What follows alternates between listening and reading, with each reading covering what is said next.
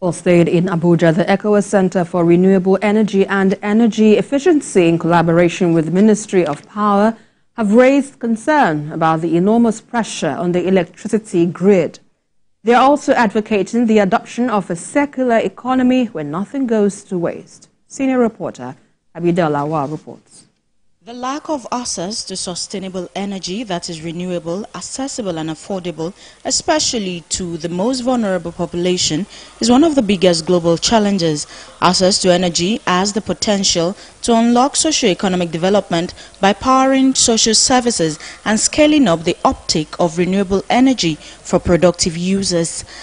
As a regional bloc, the economic community of West African states, access to electricity rate is only 55%.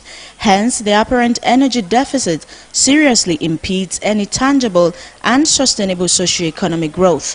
This gathering hopes to change this narrative through propagating a circular economy where nothing goes to waste, so that people in the agricultural sector and different value chain can use agriculture to add value to their product, preserve their product, because 30% of post-harvest loss is because there is no storage facility, no cooling facility.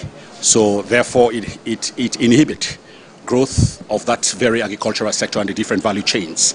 They believe there is need to close the energy gap both locally and regionally for a long-lasting systemic socio-economic growth in key economic sectors, especially agriculture, which employs a great majority of the people and contributes significantly to the GDP. So essentially, when we look at rice, for example, in terms of rice milling, rice polishing, destoning, it's a lot of energy that is consumed in that process. And how do we upscale in terms of our yield if the cost of energy is one critical issue that has to be tackled. So rice for us is number one on our list. About 30% of all the crops don't arrive at the destination on time. So it means it's a loss of food of 30%.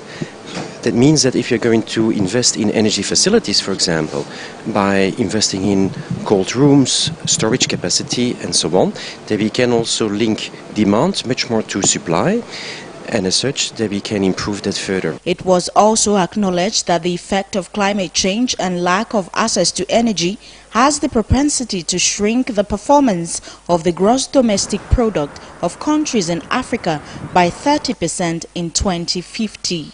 Circular economy presents a great potential for emissions reduction while creating new opportunities for the energy industry. Abida Lawal, TVC News, Abuja.